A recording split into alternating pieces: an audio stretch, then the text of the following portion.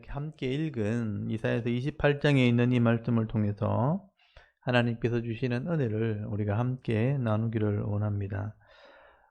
지금까지 우리가 이제 이사야서 말씀을 나누고 있는데요. 우리 지나온 내용들을 조금 정리를 제가 하도록 하겠습니다. 여러분, 이사야서 1장에서 12장까지는 이스라엘 백성들의 이 죄와 심판에 대해서 말씀을 하고 있습니다. 주로 이제 남쪽 유다에 있는 이스라엘 백성들의 죄를 말씀하시고 또 심판하실 것을 경고를 합니다. 그리고 이사야서 13장부터 23장까지는 그 이스라엘 주위에 있는 이방 나라에 대해서 심판하실 것을 말씀을 하게 되죠. 이스라엘을 타락시켰던 이방 나라이기 때문에 이스라엘이 망하면 주위에 있는 나라도 다 망하게 된다. 그래서 23장까지 10장을 이방 나라에 대한 심판을 말씀하십니다. 그리고 이사야서 24장에서부터 27장까지 이사야의 종말론을 기록을 하게 됩니다. 마지막에 이렇게 종말이 오게 될 것이다. 그리고 27장에 지난주에 말씀을 나눴던 것처럼 사탄에 대한 심판과 또 이스라엘의 회복에 대해서 마지막으로 이제 말씀을 하게 되는 거죠. 그래서 이사야에서 27장까지 읽으면 이제는 이스라엘의 심판, 이방인에 대한 심판, 이제 종말에 대한 이야기, 그리고 이스라엘의 회복. 그래서 딱 끝이 나면 좋겠는데 오늘 28장에 계속 연결되는 내용을 읽어보면 전혀 다른 내용이 또 기록이 된 거예요. 그래서 28장에는 이스라엘 백성들의 죄악상에 대해서 다시 강조를 하면서 기록을 하게 됩니다. 그래서 많은 학자들은 이 이사야서는 좀 이상하다. 앞에 중간에 가다 내용이 좀 달라지고 또 다른 내용이 또 붙여지고 하는 걸 보면 이 이사야서는 편집되어진 책 같다. 그렇게 주장을 하기도 합니다. 그래서 이 이사야서는 이사야가 혼자 쓴 게 아니고 여러 책을 이렇게 편집해서 기록했다고 해서 이것을 이사야서의 편집설이라고 이야기를 합니다. 반면에 그게 아니고 이사야가 다른 선지자와 섞이지 않았을 거다. 이사야 혼자 이 모든 66장까지를 다 썼을 것이다. 다만 순서가 조금 바뀌어 있을 뿐이다 라고 이야기를 합니다. 그래서 이사야가 혼자 다 기록을 하긴 하되 순서가 조금 배열이 바뀌어 있을 수 있다. 그래서 이사야가 전체를 썼다 그래서 이사야의 통일성, 그러니까 이사야서의 통일설이라고 보통 이야기를 하게 됩니다. 근데 우리는 이제 이런 부분까지 다 생각할 필요는 없는 것 같고요.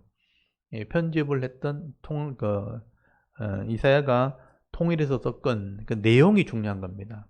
그래서 우리는 이 기록된 내용을 정확하게 알려고 노력하는 것이 좀 필요할 것 같습니다. 그래서 오늘 이사야서 28장부터 이제 34장까지가 이제 한 단락이 되는데 이 이사야 28장부터 34장까지는 새롭게 이스라엘 백성들이 왜 하나님의 심판을 받게 되었는가 하는 이유를 설명하는 겁니다. 그래서 그들의 죄악상에 대해서 다시 한번 강조를 하게 되는 것입니다. 그래서 앞에서 분명히 한번 얘기했지만 또다시 이스라엘의 죄악상을 얘기하는 것은 강조했다고 보는 것입니다. 그래서 이사야 오늘 28장에는 주로 이스라엘의 지도자에 대한 죄입니다. 제가 다시 한번 강조를 하지만 이스라엘의 지도자가 잘못되었다. 지도자에 대한 죄에 대해서 기록을 하고 있습니다. 오늘 이렇게 이 말씀을 통해서 계속해서 이렇게 죄악상을 반복하시는 것은 그리고 하나님의 마음이 여기 있다는 것이죠. 그래서 왜 이렇게 자꾸 반복해서 그들의 죄를 지적하시는가? 이 하나님의 마음들을 이해할 수 있는 그런 은혜가 있기를 바랍니다. 여러분 오늘 이사야서 28장 1절을 먼저 보시면 북쪽 이스라엘의 죄를 먼저 책망을 하십니다. 여러분 1절에 보니까 에브라임의 술 취한 자들의 교만한 면류관은 화 있을진저 술에 빠진 자의 성 곧 영화로운 관같이 기름진 골짜기 꼭대기에 세운 성이여 쇠잔 해가는 꽃 같으니 화 있을진저. 화 있다는 것은 뭐냐면 심판을 받는다는 얘기입니다. 여러분 여기 에브라임이라고 먼저 표현하고 있는 것은 북쪽 이스라엘을 얘기하죠. 에브라임은 요셉의 아들이고 요셉의 아들 에브라임과 므낫세는 북쪽을 차지하는 사람들입니다. 그러니까 북쪽의 왕을 이렇게 배출한 지파가 에브라임이죠. 그래서 에브라임은 북쪽 이스라엘을 말하는 것이고, 여기 술 취한 자들의 교만한 면류관이라고 표현한 것은 결국 왕을 얘기하는 것이죠. 북쪽의 이스라엘의 왕들과 이런 지도자들이요, 바른 정치를 하지 않는 겁니다. 백성을 다스리지를 못하는 것입니다. 그리고 자기가 가진 이런 권력 가지고, 이런 부와 영광을 가지고 자기들만을 위한 배를 채우는 거죠. 그래서 자기들을 위한 잔치를 하니까 술에 취해 있다. 그래서 그런 영화로운 관들이 이제는 무너지게 될 것이다. 그렇게 말씀하게 되는 겁니다. 그래서 하나님께서는 이런 교만한, 또 잘못하고 있는 북쪽 이스라엘의 왕들과 지도자들을 내가 그 면류관을 땅에 던져버리겠다. 그리고 짓밟아 버리겠다라고 말씀하는데, 이 심판하겠다는 얘기입니다. 여러분 3절 한번 보십시오. 에브라임이 술 취한 자들의 교만한 면류관이 발에 밟힐 것이라. 그 기름진 골짜기 꼭대기에 있는 그의 영화가 쇠잔해가는 꽃이 여름 전에 처음 익은 무화과 같으리니 보는 자가 그것을 보고 얼른 따먹으리라 라고 말씀을 합니다. 결국 이 북쪽이 망한다는 얘기죠. 그래서 역사를 보면 BC 722년에 아수르가 와서 이 북쪽 이스라엘 멸망시키죠. 그래서 이 타락한 나라를 보면 강한 나라가 와서 얼른 따먹어 버린다는 게, 이게 아수르가 와서 멸망시킨다는 겁니다. 아수르가 와서 이들을 멸망시키게 됩니다. 그리고 5절에 보시면요, 자기 백성의 남은 자, 자기 백성의 남은 자, 12지파 중에 10지파가 북쪽 이스라엘이에요. 그러니까 10지파가 망하고 난 뒤에 남은 자죠. 남은 자에게 멸관과 화관이 있게 하고 다시 왕위를 주고, 이 말이죠. 또 판결하는 영과 힘이 되어 주겠다. 이 남은 자라는 것은 결국 남쪽 유다를 얘기하는 거죠. 10지파가 망하게 되었으니까. 그래서 이 자기 백성의 남은 자, 남쪽 유다에게 멸류관과 화관을 준다는 것은 왕권을 준다는 얘기죠. 그래서 이런 남은 유다 지파를 통해서 하나님께서 뜻을 이루시겠다, 그렇게 말씀을 하게 되는 겁니다. 그런데 이 하나님의 기대와는 반대로 남쪽 유다마저도 북쪽 이스라엘들처럼 이 지도자들이 술에 취해 타락하고 또 변질되고 망해가는 겁니다. 그래서 이제 남쪽 유다에 있는 지도자들조차도 술 취해서 판단을 제대로 하지 못하는 그런 모습으로 변해간다. 그래서 책망을 하게 되는 거예요. 여러분 7절, 8절 말씀 한번 보십시오. 여기 7절에 보면 그리하여도 이들이 포도주로 말미암아 옆구름치며 독주로 말미암아 비틀거리며 제사장과 선지자도 독주로 말미암아 옆구름치며 포도주에 빠지며 독주로 말미암아 비틀거리며 환상을 잘못 풀며 재판할 때 실수하나니 모든 상에는 토한 것 더러운 것이 가득하고 깨끗한 곳이 없도다고 라고 말씀하죠. 여기 보시면 제사장이나 선지자들, 이 종교 지도자들을 말하는 겁니다. 제사장이나 선지자들, 이런 사람들이 술에 취해서 옆구름친다, 비틀거린다, 판단력을 잃어버리고 말씀을 제대로 가르치지 않고 말씀으로 본이 되지 못하는 겁니다. 그러니까 옆구름치면서 비틀거리면서 예언을 잘못 풀고 재판할 때 실수한다는 것은 잘못된 삶을 살아가고 있다는 겁니다. 그래서 백성들이 이런 지도자들을 비난을 하고 하나님을 대적하게 되는 것입니다. 타락하게 되는 거죠. 그래서 심판에 이르게 되었다는 얘기를 하게 되는 거예요. 여러분, 영적인 지도자들, 종교 지도자들이 잘못됐다는 것을 얘기하는 겁니다. 여러분 9절에 보시면요, 그들이 이르기를 그가 누구에게 지식을 가르치며 누구에게 도를 전하며 깨끗하게 하려는가, 젖떨어져 품을 떠난 자들에게 하려는가, 백성들이 비난하는 말입니다. 저런 사람이 지도자인데, 여기 선지자나 제사장들은 술이 취해서 비틀거리면서 말씀도 제대로 못 가르치는 사람들이, 저런 사람들이 어떻게 누구를 가르치겠는가, 누구에게 도를 전하겠는가, 젖떨어져 품을 떠난 자에게 하려는가, 어린아이한테 하려는가. 그냥 유치원 아이들, 젖떨어진 아이들이니까 영아부 아이들이죠. 영아부 아이들한테 저들이 말씀을 가르치면 가르치려나, 그렇게 비판을 하는 겁니다. 그래서 사람들이 그 지도자의 말을 안 듣는 거예요. 여러분, 지도자가 본이 안 돼가지고 엉망인데 설교를 한다고 하면 그 말을 들을 수가 없다는 겁니다. 그래서 거기 보면 여기서 조금 저기서 조금 교훈에 교훈을 더하고 교훈에 교훈을 더하고, 이 말은 뭐냐면 그런 사람들이 말씀을 전한다고 전하고 여기서 조금 저기서 조금 전해도 그 말씀이 귀에 들어오지 않는다, 그렇게 말씀을 하는 겁니다. 그 말씀을 배울 가치가 없다, 이런 의미죠. 그래서 여기 12절 말씀을 잘 보시면요, 전에 그들이 이르기를 그랬잖아요. 전에 이 사람들이, 지도자들이 하는 말이 안식일을 지키면 회복이 되고 상쾌하게 되리라. 주일을 지키고 예배 드리고 하면 회복이 된다, 상쾌하게 된다 하고 전했지만 아무도 그 말을 듣지 않았다는 거예요. 여러분, 지도자가 본이 안 되니까 주일도 제대로 안 지키는 겁니다. 12절 다시 한번 보십시오. 전에 그들이 이르기를 이것이 너희의 안식이요 이것이 너희의 상쾌함이니 너희는 곤비한 자에게 안식을 주라 하셨으나 그들이 듣지 아니하였으므로. 그러니까 주일 지키라고 말씀을 순종해라고 가르쳐도 그들이 듣지 않았다는 것입니다. 그래서 어린아이들에게 하는 것처럼 여기서 조금 저기서 조금 교훈에 교훈을 더하고 이렇게 가르치니까 결국은 말씀을 듣지 않는 겁니다. 그래서 그런 사람들이 어떻게 되겠는가? 그래서 13절을 잘 보시면요, 여호와께서 그들에게 말씀하되 경계에 경계를 더하며 경계에 경계를 더하며 교훈에 교훈을 더하며 교훈에 교훈을 더하고 여기서 조금 저기서 조금 하사 그들이 가다가 뒤로 넘어져 부러지며 걸리며 붙잡히게 하시리라. 보세요. 말씀을 제대로 안 가르치니까 여기서 조금 저기서 조금 못 알아듣는 거예요. 교훈에 교훈을 더한다고 교훈에 더한다고 계속 가르치고 하는데도 불구하고 그들의 결과는 뒤로 넘어지고 자빠지고 부러지고 걸리며 붙잡혀 가게 될 것이다.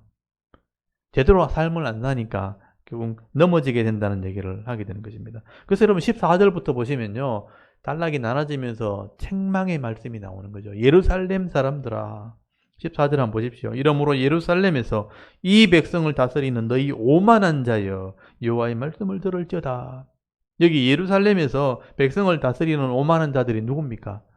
지도자들, 종교 지도자들, 그들을 가르친다고 하는 사람들입니다. 여호와의 말씀을 들어라 하면서 이 백성이 반드시 말씀대로 안 배우고 말씀대로 안 사니까 망하게 된다, 심판을 받게 된다는 얘기를 하게 되는 것입니다. 근데 여러분, 이렇게 하나님의 경고를 듣고도 하나님께 돌아오거나 하나님 말씀을 배우는 것이 아니라 백성들은 이미 타락한 거예요. 하나님 말씀을 들을 마음이 별로 없는 거예요. 지도자들 보니까 하나님 말씀 들을 마음이 없는 거예요. 그래서 우리는 미신을 믿는다, 우상과 우리가 계약을 했다. 여러분, 말씀을 제대로 안 가르치니까 영적인 어떤 갈급함이 있으니까 전부 다 미신을 쫓아가고 우상을 쫓아가고 그들과 계약을 맺었다고 말합니다. 이 무서운 말이죠. 15절 한번 보십시오. 너희가 말하기를 우리는 사망과 언약을 하였고 소울과 맹약하였은즉 넘치는 재앙이 밀려올지라도 우리에게 미치지 못하리니 우리는 거짓을 우리의 피난처로 삼았고 허위 아래에 우리를 숨겼음이라 하는도다. 이 사람들 하는 말 한번 들어보십시오. 무지막지한 말을 하는 겁니다. 우리는 사망과 계약을 맺었다. 죽음하고 계약을 맺었다는 거예요. 소울, 지옥하고 내가 계약을 했다는 거죠. 그래서 우리는 고통이 와도 어려움이 와도 안 죽는다, 지옥 안 간다, 그렇게 우기는 겁니다. 거짓을 우리의 피난처로, 허위, 잘못된 것을 우리가 그 속에 숨겼다. 이 백성들은요, 하나님 말씀에 관심이 별로 없는 거예요. 그래서 거짓 선지자들이나 이 무당들의 말을 듣고 우리는 망하지 않을 거다면서 확 우기는 겁니다. 잘못된 신앙으로 빠진 거죠. 그래서 하나님께서 이런 자들은 반드시 심판하실 것이고요, 이 하나님의 심판은 너희들이 피하지 못할 것이라고 경고하게 되는 겁니다. 여러분, 하나님 말씀을 제대로 안 가르치고 또 지도자가 잘못되어서 들을 마음을 안 주면 백성들은 다른 것을 믿게 돼 있어요. 그래놓고 우리는 든든하다, 그렇게 말하는 겁니다. 그래서 하나님 그런 사람들은 반드시 심판하십니다. 그래서 여러분 17절 말씀해 보시면요, 나는 정의를 청량줄로 삼고 공의를 저울줄로 삼으리니, 이게 기준이라는 뜻이에요. 내가 정의를 청량줄로 삼고 공의를 저울줄로 삼으리니 우박이 거짓의 피난처를 소탕하며 물이 그 숨은 곳에 넘칠 것인즉 너희가 사망과 더불어 세운 언약이 패하며 수올과 더불어 맺은 맹약이 서지 못하여 넘치는 재앙이 밀려올 때에 너희가 그것에게 밟힘을 당할 것이라 라고 말씀을 합니다. 여러분, 하나님이 공의와 정의, 이 말씀을 의미합니다. 하나님의 말씀을 가지고 측량줄을 삼는다, 기준을 삼다는 거죠. 그리고 저울추를 삼는다. 그리고 이 말씀의 저울에 달아서 모자라면 하나님이 심판하시겠다고 말씀을 하는 겁니다. 하나님의 심판은 분명하게 임하는 것이기 때문에 누구도 이것을 피할 수 없죠. 그래서 하나님께서 이 심판이 임하는 것을 이해시키려고, 알게 하시려고 농사를 가지고 비유해서 설명을 하게 됩니다. 그래서 23절부터 거기 단락이 나눠지면서 하나님의 심판을 그 당시에 씨를 뿌리고 추수하는 농사에 비유해서 설명을 하는 겁니다. 이렇게 내가 심판할 거다. 그래서 거기 보면 농부들이 밭을 갈아서 이렇게 씨를 뿌릴 때 그 씨앗의 종류를 따라서 그 밭마다 씨를 뿌린다는 거죠. 우리식으로 말하면 보리를 심을 때가 있고 밀을 심을 때가 있고 벼를 심을 때가 있고 콩을 심을 때가 있고 다 다르죠. 그래서 여기 소회향, 대향을 뿌린다. 다른 씨를 다른 밭에 뿌린다는 겁니다. 그리고 소맥과 대맥과 귀리를 그 정한 장소에 또 정한 때에 뿌린다는 겁니다. 그래서 때를 따라 뿌리고 그 때를 따라 또 추수를 한다. 이렇게 하나님께서 경영하는 방법에 따라서 심판을 하시겠다라고 말씀하는 겁니다. 농부들이 씨를 뿌릴 때 뿌리고 거둘 때 거두는 것처럼 하나님께서 심판도 내가 정한 때에 적당하게 반드시 정직하게 그렇게 심판할 것을 말씀을 하게 되는 것이죠. 그래서 추수할 때도 이 씨앗이 종류를 따라서 추수를 하는 겁니다.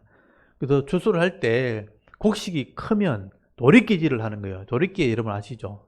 이 짝대기 달려서 도리끼질을 해야 추수를 할 수 있는 씨가 있는 거죠. 또 어떨 때는 작으면 깨와 같이 작은 것은 짝대기로 하면 되는 거예요. 짝대기로 또는 막대기로 그렇게 추수를 하고요. 또 더 거시고 억진 것은 수레바퀴를 굴려서 합니다. 수레바퀴를 굴려서 합당한 방법에 따라서 그들을 추수해내는 것처럼 하나님께서 그 죄의 경중을 따라서 또는 도리깨로, 막대기로, 수레로 이렇게 심판하게 될 것을 말씀을 하게 되는 거죠.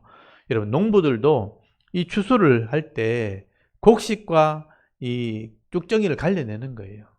그래서 알곡은 절대로 버리지 않습니다. 이 추수를 할 때는요, 알곡은 다 가려내고 쭉정이만 다 벗겨내가지고 도리끼를 하고 수레를 굴려가지고 짝대기를 때려가지고 쭉정이만 다 버리고 알갱은 반드시 건져내는 것처럼 하나님이 정확하게 그렇게 심판하실 것을 말씀하게 되는 거죠. 하나님께서는 자기 백성의 이 죄를 정확하게 판단하시고 공의와 정의를 가지고 저울추를 삼아서 판단하시고 알곡은 내가 건져내겠지만 그 죄를 지은 만큼 하나님께서는 심판하시겠다. 그렇게 말씀을 하게 되는 거죠. 여러분, 이게 하나님의 경고의 말씀입니다. 그래서 여러분 22절 말씀 한번 보십시오. 그러므로 너희는 오만한 자가 되지 말라. 너희 결박이 단단해질까 하노라. 대저 온 땅을 멸망시키기로 작정하신 것을 내가 만군의 주 여호와께로부터 들었느니라. 이게 오만한 자들, 너희들이 그 죄가 더 단단해질까 봐 내가 멸망시키기로 작정했다 하고 하나님 말씀했다는 것을 들었다는 것입니다. 하나님의 심판은 이렇게 막연하게 그냥 임하는 것이 아니고요. 오만한 자와 또 교만한 그 죄를 물어서 하나님께서 심판하시겠다는 겁니다. 그러므로 우리가 겸손하게 회개하고 돌아오는 자들에게는요, 은혜를 베풀어 주시는 것입니다. 겸손하고 또 겸손하게 회개하는 자들은 알곡이거든요. 알곡은 내가 다 골라내고 정확하게 쭉정이만 오만한 자들, 교만한 자들 그 죄를 물어서 내가 타작하듯이 심판하겠다. 그렇게 말씀을 하게 되는 겁니다. 그래서 29절 끝에 보시면 이 만군의 하나님께로부터 오는 이 심판은 그 경영이 기묘하고 또 그 지혜는 광대하다. 하나님의 심판은 아무렇게나 임하지 않는다는 것입니다. 그래서 29절 마지막에 한번 보십시오. 이도 만군의 여호와께로부터 난 것이라. 그의 경영, 이 심판하시는 경영은 구원하시기도 하고 심판하시기도 하는 하나님의 경영은 기묘하며 그 지혜는 광대하니라. 하나님이 그 하시는 방법이 기가 막히게 심판하신다는 거예요. 놀랍도록 심판하시고 그 판단하는 지혜는 광대하시다. 그 폭이 너무 넓다. 분명하게 판단하신다. 그렇게 말씀하는 겁니다. 그래서 오늘도 하나님께서는 우리의 삶을 다 살피시고요. 그 중심을 다 살피셔서 하나님께서는 반드시 교만하고 오만한 자들을 심판하십니다. 그래서 너희는 오만하지 말라, 교만하지 말라. 다시 22절 말씀만 보십시오. 그러므로 너희는 오만한 자가 되지 말라. 너희 결박이 단단해질까 하노라. 대저 온 땅을 멸망시키기로 작정하신 것을 내가 만군의 주 여호와께로부터 들었느니라. 여러분, 온 땅을 심판하실 때 하나님은 알곡은 다 골라내시고요. 쭉저기만을 심판하시는 것입니다. 그래서 여러분, 하나님께서는 이렇게 택한 백성이 하나님 말씀대로 듣지 않고 또 지도자가 잘못 가르치게 될 때 교만함으로 악으로 가는 백성은 그냥 두지 않습니다. 반드시 골라내신다. 심판하신다. 그래서 추수에 비유한 걸 보면요. 알곡은 골라내시고 쭉정이는 반드시 심판하신다라고 말씀을 하게 되는 것입니다. 그래서 하나님께서는 온 땅을 감찰하시는 분이에요. 그리고 하나님이 그 알곡과 쭉정이를 정확하게 알고 가려내시는 분입니다. 판단하시는 분입니다. 그래서 여러분, 마태복음 25장에 우리 지난주에도 제가 말씀을 드렸는데 주일날 마지막 종말에 대한 심판에 대한 얘기를 요한계시록을 나누면서 예수님께서 종말에 대한 비유를 하셨다. 그래서 이 마태복음 25장이요. 종말에 대한 비유입니다. 거기 양과 염소의 비유가 나오잖아요. 그래서 양은 골라내시고 염소는 반드시 심판한다. 열처녀의 비유도 보면 지혜로운 열처녀는, 슬기로운 열처녀는 내가 혼인잔치에 참여하겠지만, 그리고 미련한 이 다섯 처녀는 내가 골라낼 거다. 심판하게 될 것을 말씀을 하게 되는 것입니다. 그래서 여러분, 오늘도 우리가 이 땅에 살아가면서 살아가는 삶이 굉장히 중요합니다. 마지막에 그렇게 심판하시는 분이 하나님이라면 오늘 지금 살아가는 이 삶이 굉장히 중요한 것입니다.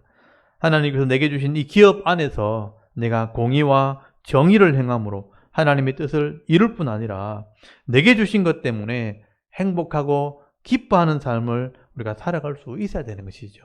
그래야 알곡으로 남게 되는 것입니다.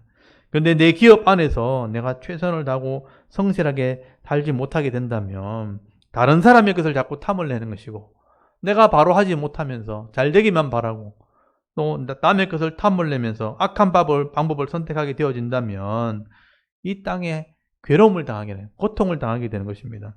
그리고 마지막에는 결국은 하나님의 심판을 받게 되는 겁니다. 그 심판을 피할 수가 없는 겁니다. 그러므로 이 땅의 지도자들은요, 하나님 말씀대로 공의와 정의를 행해야 됩니다. 오늘 우리나라의 권력을 가진 사람들, 그냥 괜히 권력을 하나님 주신 게 아닙니다. 그동안 준비해온 과정들과 여러 가지 조건들을 볼 때 합당하기 때문에 주신 거예요. 근데 그 권력을 가지고 공의와 정의를 행하라고 주신 것인데, 그런 말씀대로 하지 않으면 불신자든 신자든 반드시 심판을 받게 됩니다. 여러분, 종교 지도자들도 마찬가지예요. 하나님 말씀을 가르칠 기회를 주신 겁니다. 하나님이 인생을 헌신하게 하시고 준비하게 하셔서 하나님 말씀을 가르치는 사명을 주셨는데, 하나님 백성들에게 이 하나님 말씀을 제대로 가르치지 않게 되어지면 심판을 받게 되는 겁니다. 근데 이 지도자들이 하나님 말씀을 바로 가르치게 되어질 때에 이 말씀대로 순종하는 자들은 이 죄악된 세상 속에서라도 기쁨과 즐거움을 누리게 되어지는 것입니다. 그래서 오늘 우리 성도들이요, 이런 지도자를 향해서 하나님 말씀을 요구해야 되는 겁니다. 바른 말씀을 가르치도록 기도하고 요구해야 됩니다. 그래서 성도들이 하나님 말씀을 알아듣고 하나님 마음을 깨닫고 살아가게 되어질 때에 이 땅에서 같이 복을 받게 되어지는 겁니다. 그래서 이 사도 바울이요, 나중에 이 성도들을 위해서 기도할 때 다른 것 기도하지 않습니다. 이 땅에서 잘 살게 해달라, 이 땅에서 뭐 부를 누리게 해달라, 뭐 자식들 잘 살게, 이런 기도하지 않습니다. 오직 이 땅의 성도들이 하나님을 좀 알게 하시고 하나님이 주시는 기업의 풍성함이 뭔지 알게 해달라고, 하나님을 알게 해달라고 기도하는 것을 보게 됩니다. 여러분, 에베소서 1장 16절에서 여기 19절 말씀해 보시면 사도 바울이 성도를 향한 기도가 나옵니다.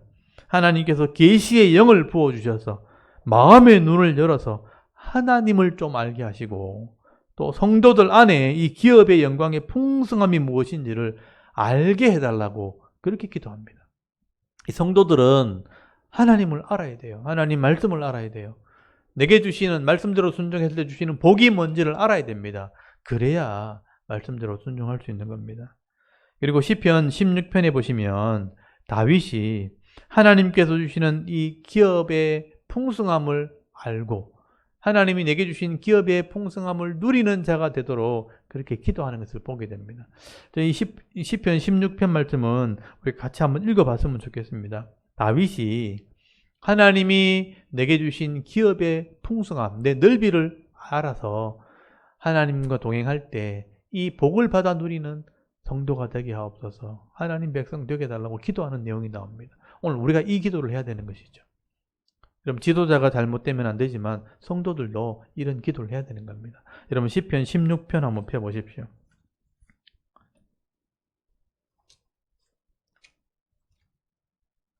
시편 16편, 성도들에게 주시는 기업의 풍성함을 기도하는 다윗의 기도입니다. 여러분, 시편 16편 1절부터 11절까지 좀 내용이 좀 길긴 하지만 같이 한번 읽어봤으면 좋겠습니다. 다윗의 믹담이라고 되어 있죠. 교훈의 시입니다. 다윗의 교훈의 시인데 시편 16편 1절에서 11절까지 말씀을 다 같이 한번 읽어보겠습니다. 다 같이 시작. 여호와여, 나를 지켜주소서. 내가 주께 피하나이다. 내가 여호와께 아뢰되 주는 나의 주님이시오니 주 밖에는 나의 복이 없다 하였나이다. 땅에 있는 성도들은 존귀한 자들이니 나의 모든 즐거움이 그들에게 있도다. 다른 신에게 예물을 드리는 자는 괴로움이 더할 것이라. 나는 그들이 드리는 피의 전제를 드리지 아니하며 내 입술로 그 이름도 부르지 아니하리로다.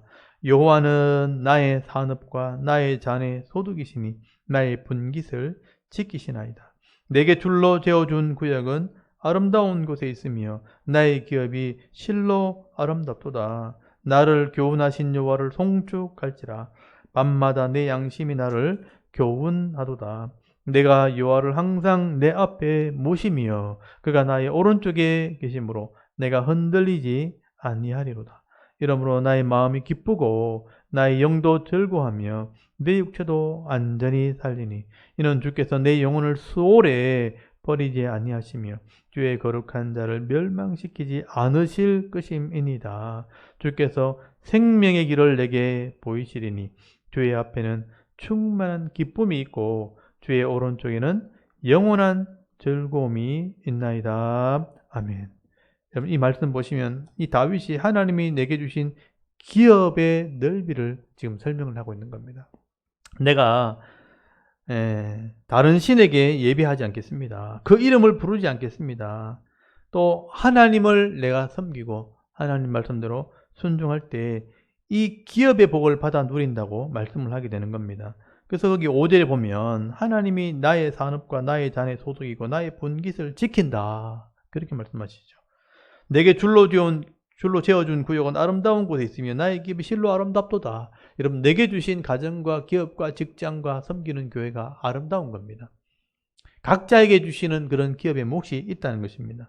여러분, 이 몫을 누릴 수 있도록 내가 다른 신을 섬기는 게 아니고 다른 신께 예배드리는 게 아니고 하나님께 순종할 때 하나님이 내 옆에 계신다.